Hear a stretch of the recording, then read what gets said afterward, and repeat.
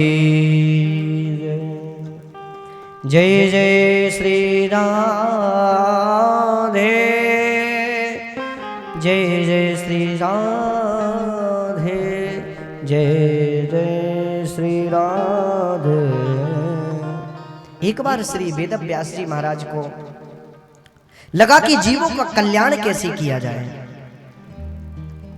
ऋग्वेद, यजुर्वेद, सामवेद, अथर्ववेद वेदों की रचना श्री वेदव्यास जी महाराज ने प्रारंभ कर दी।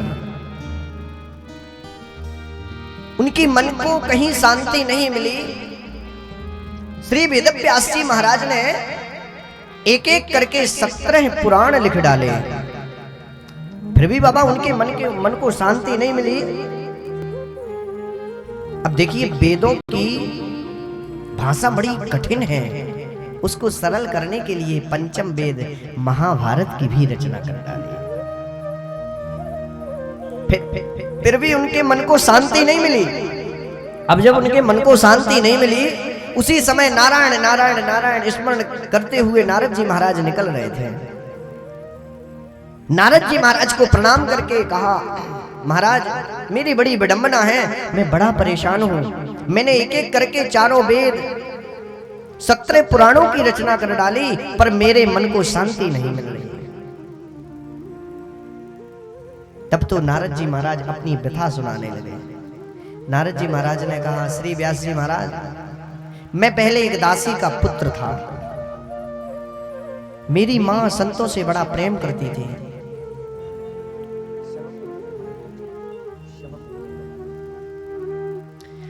मेरी मां संतों से बड़ा प्रेम करती थी।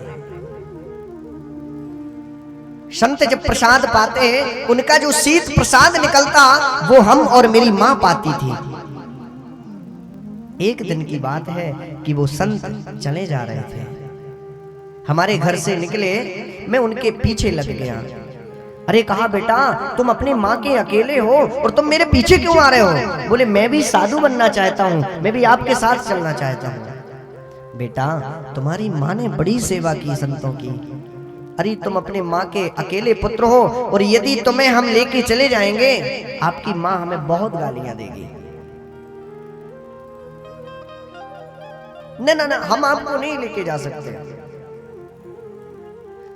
अच्छा एक काम है, यदि तुम्हें ज्यादा ही साधु बनने का शौक है, तो हम अभी आपको एक मंत्र दिए दे रहे हैं, उस मंत्र का आप जाप करना। और संतों ने नारद जी से कह दिया कि जब आपकी मां मर जाए तो आप संत बन जाना। अब तो नारद जी बेचारे अपनी मां की मरने की प्रतीक्षा करने लगे, हमारी मां मर जाए और हम संत बन जाएं। ये मैं नहीं कह रहा हूं, ये साक्षात भागवत जी कह रही हैं।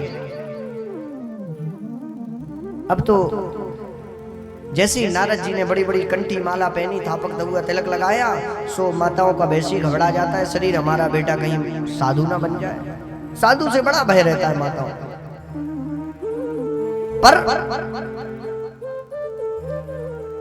अब तो नारद जी की मैया ने अपने रिश्तेदारियों से कह दिया, रिश्तेदारों से कि भाई हमारा बेटा बड़ा हो गया है, अब हमारे भी पैर थक गए हैं और हमारा बुढ़ापा हो गया, हम चाहते हमारे आंखों के सामने ही हमारे सामने हमारी बेटी की शादी हो जाए और नेक ठीक ठाक सी बहू आ जाए। अब तो बेचारे नारद जी की धड़कन बढ़ने लगी। नारद जी ने कहा, अभी तो मैं माँ के मरने की प्रतीक्षा कर रहा हूँ, जब वो देवी जी आ जाएंगी तो उनके भी मरने की मुझे प्रतीक्षा करनी पड़ेगी। मेरा सारा जीवन प्रतीक्षा करते करते निकल जाएगा, मैं भजन कैसे करूंगा, कैसे मैं साधु बन पाऊंगा। एक दिन की बात है कि नारद जी की माँ गौशाला जाकर के गैया धोने के लिए जा रही थी। रास्ते में एक सर्प पड़ा था, उस पर जैसे ही नारद जी की माँ का पैर पड़ा और उस सर्प ने काट लिया, और जैसे ही सर्प ने काटा कि उनकी माता जी का प्राणांत हो गया, प्राण निकल गए। अब तो नारद जी को जैसे ही पता चला कि हमारी माँ मर चुकी, नारद जी को बड़ी प्रसन्नता हुई, पर लोगों के सामने तो थोड़ा सा चेहरा मुरझाया।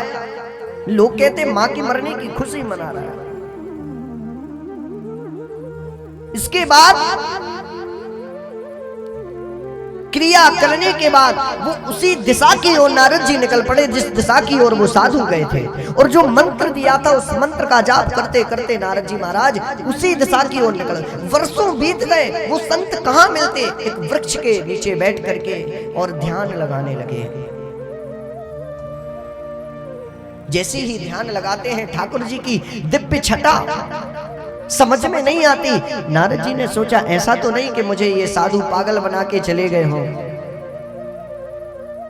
ऐसा तो नहीं है ब्याज में मेरी माँ निकल गई, ब्याज में मेरी माँ भी चली गई और मैं साधु भी ना बन पाऊं। अरे भगवान होते भी हैं कि नहीं। जिस प्रकार से ये भाव नारद जी के मन में आया कि ठाकुर जी की दिव्य छटा उनके हृदय में दर्शन देने लगी। जैसे ही दर्शन देने लगी अब तो नारद जी महाराज को पक्का विश्वास हो गया कि मेरी साधना सफल हो गई। अरे मेरी साधना सफल हो गई। और जो ये मन में विचार आया कि वो झांकी अदृश्य हो गई। अरे बेटा अभी तुम परिपक्व नहीं हुए हो। आकाशवाणी ने कहा महाराज अभी तुम परिपक्व नहीं हुए। नारद जी ने कहा जब मैं परिपक्व नहीं हुआ तो मुझे दर्शन क्यों दिया। दर्शन इसलिए दिया कि तुम्हारे मन में शंका हो गई थी कि परमात्मा है कि नहीं है। जिस दिन तुम्हारी साधना सफल हो जाएगी उस दिन आपको ठाकुर जी की प्राप्ति हो जाएगी। ये मेल जमा हुआ है हमारे हृदय में। हम पापी हैं, कितने पाप करते हैं हम एक दिन में, फिर भी परमात्मा को नहीं बुलाते हैं। ओ पापी मन कर ले भजन लौट,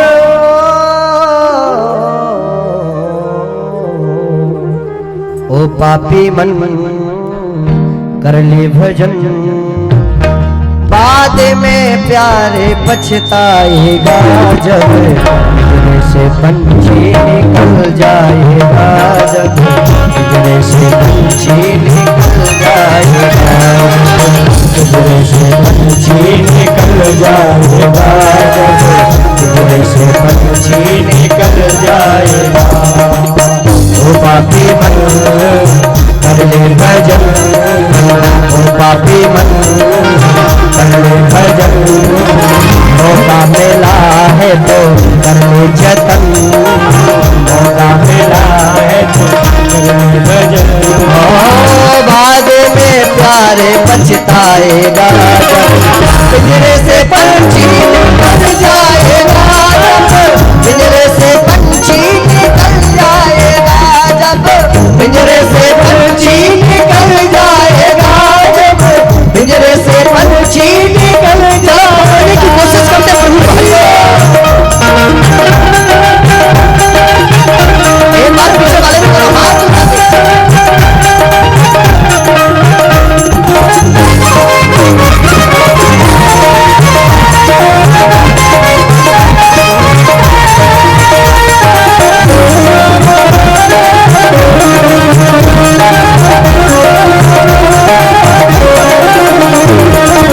चार दिनों का है जग मेला, चार दिनों का है, चार दिनों का है जग मेला, चार दिनों का ओ कोई न साथी हूँ मैं अकेला, कोई न साथी हूँ मैं, जैसा तू आया बंदे वैसा ही जाएगा, जैसा तू आया बंदे वैसा ही जाएगा, जैसा तू आया बंदे वैसा ही जाएगा, जैसा तू आया बंदे वैसा ही जाएगा। बाद में प्यारे पछताएगा पंछी निकल जाएगा, जब पिंजरे से पंछी निकल जाएगा, पिंजरे से पंछी निकल जाएगा, जब पिंजरे से पंछी निकल जाएगा। हरी बात तो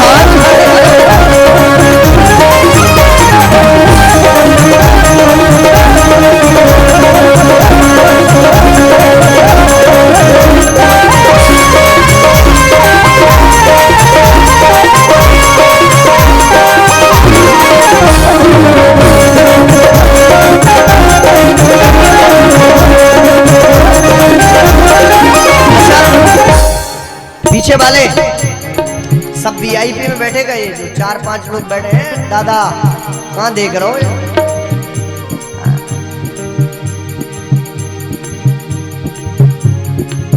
मन ना लग रहा हो दादा को हैं? उठाओ दोनों हाथ, उठाओ, उठाइए दोनों हाथ, उठाइए। हरि बोल।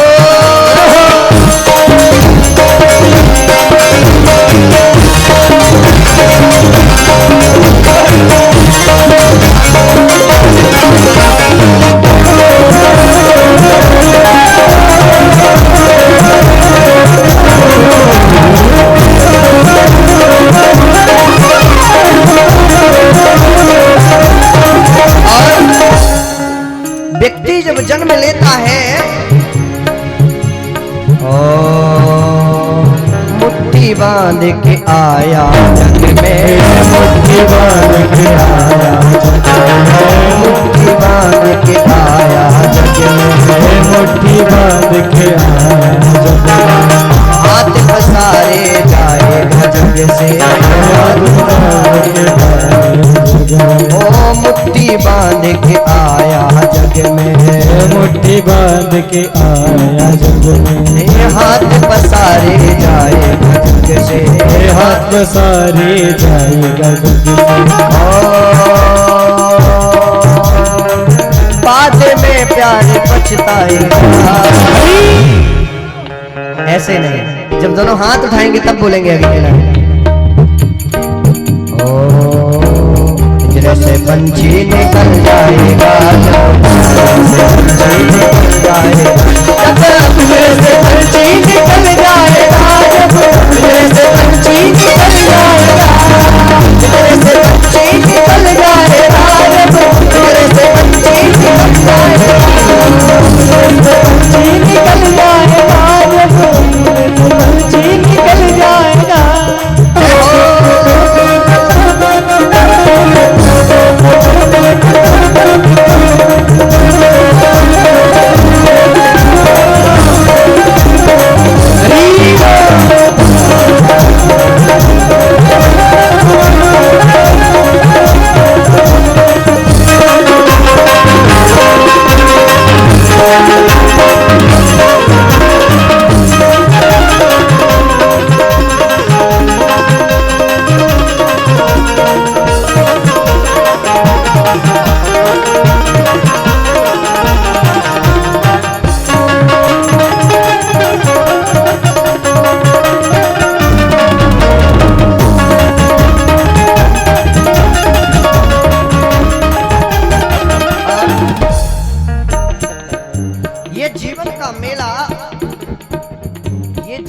मेला कैसे चल रहा है? ये जीवन की जो यात्रा है, ये ट्रेन की तरह यात्रा रहती है, रेलगाड़ी की तरह यात्रा रहती है हम लोगों की। कब काला काला कोट वाला वो टीटी आ जाए और आपको कब भगा दे कोई ठिकाना नहीं। और यात्रा आपकी तय है तो मरना भी आपका तय है। जब तक आपकी मृत्यु आई नहीं है, जब तक वहां से बुलावा नहीं आया, तब तक कोई चाह कर के भी नहीं आपको मार सकता है। और जिस दिन वहां से यम के दूत वो काले काले लेने के लिए आ गए, उस दिन आपको कोई चाह कर के भी नहीं रोक सकता है।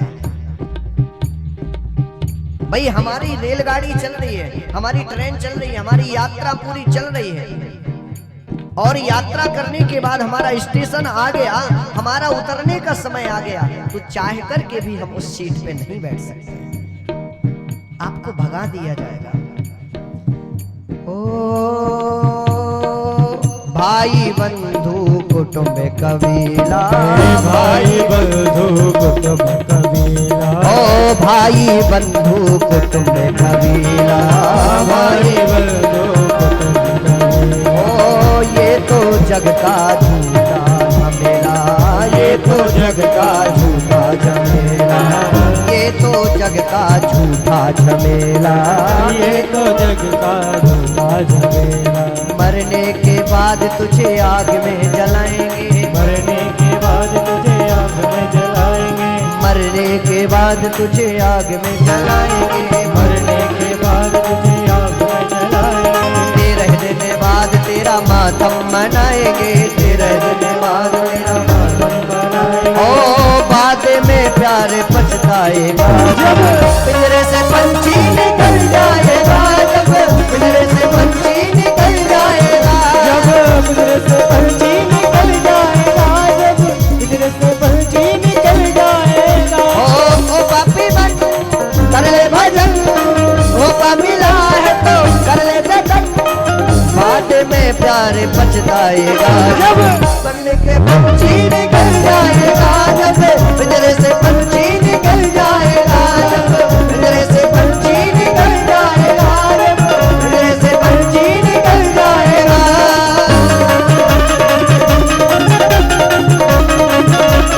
हरि बोल।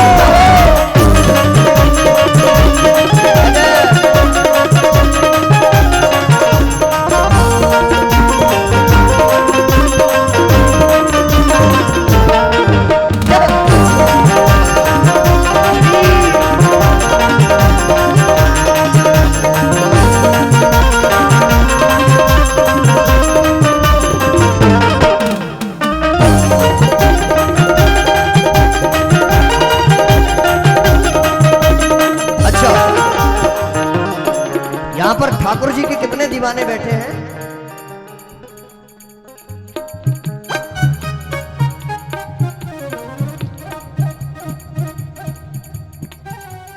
कितने लोग अर्जी लगाना चाहते हैं सरकार के चरणों में, बिहारी जी के चरणों में?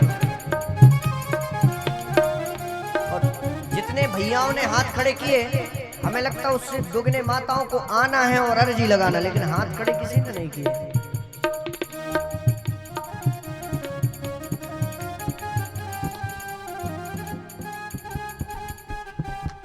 उठाइए ना पूरे पूरे हाथ, दे ताली हरि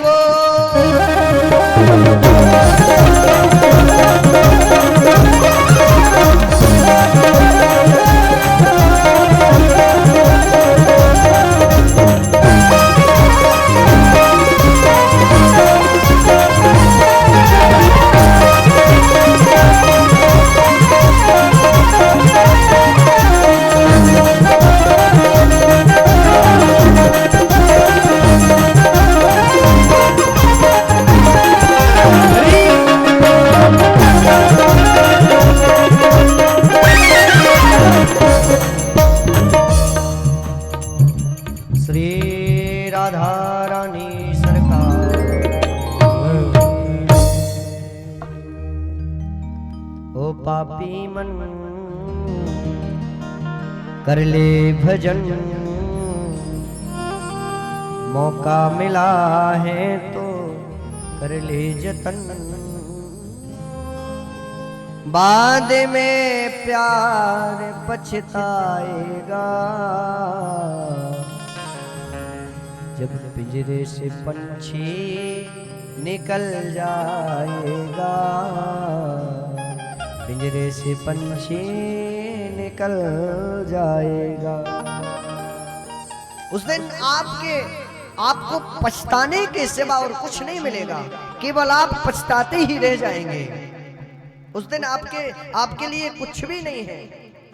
अहम पुरातीत भवे भवम मुने दायस्तु काशास वेदवादिना निरूपितो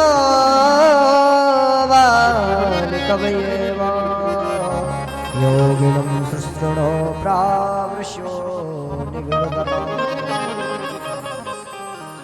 इस प्रकार से नारद जी महाराज एक वृक्ष के किनारे बैठ करके, वृक्ष के नीचे बैठ करके और भगवान का भजन करने लगे। जब जाकर के भगवान की भक्ति करते करते भगवान की प्राप्ति हो गई। कहां एक दासी के पुत्र थे और कहां आज ब्रह्मा के मानस पुत्र बन गए हैं। ये केवल भजन का प्रताप।